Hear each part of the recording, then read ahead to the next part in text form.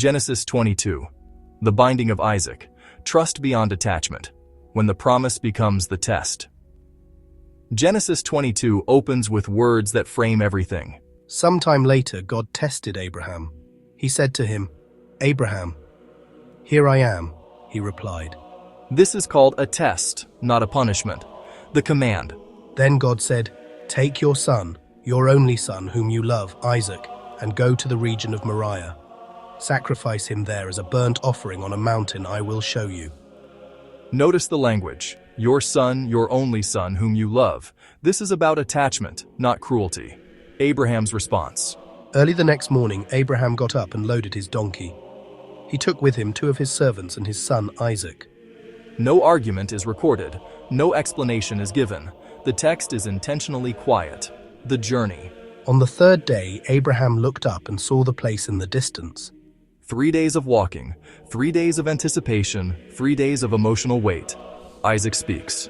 Isaac spoke up and said to his father Abraham, "Father?" "Yes, my son," Abraham replied. "The fire and wood are here," Isaac said, "but where is the lamb for the burnt offering?"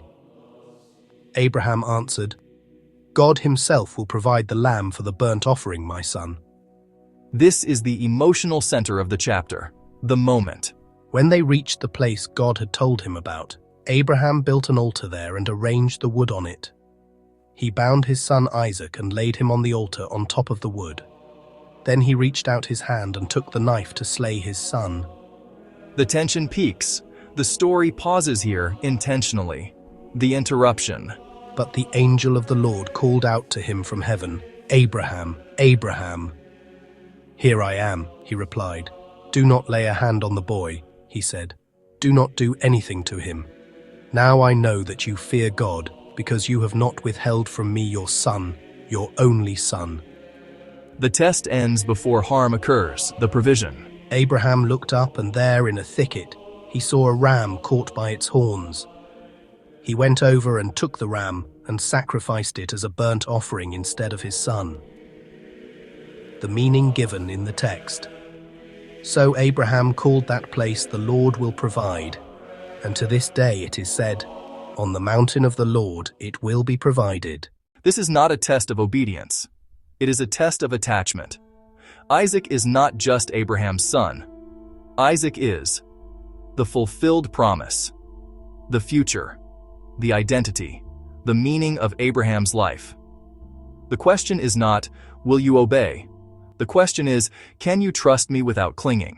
Attachment and the brain.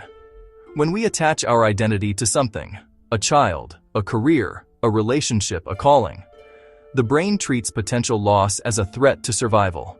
This activates amygdala, fear, stress hormones, loss anticipation. Genesis 22 places Abraham directly inside this state. Why the story is slow 3 days. Long silence. Minimal dialogue. This mirrors prolonged emotional stress, where the mind has no resolution. The Bible is describing embodied anxiety, not moral failure. God interrupts before harm. Why? Because the test was never about sacrifice. It was about release. The moment Abraham loosens his grip internally, the external test ends. Today, Isaac looks like your success, your child, your dream, your identity, your future plans.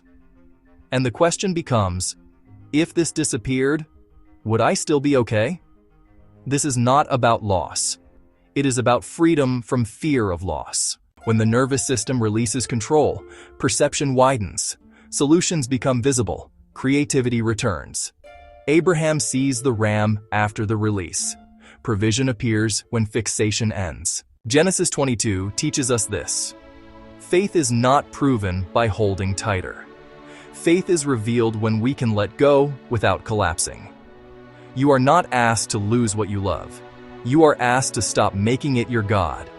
And when you do, provision appears. If you find value from this video, please like, share, and subscribe. Till next time, may peace be with you.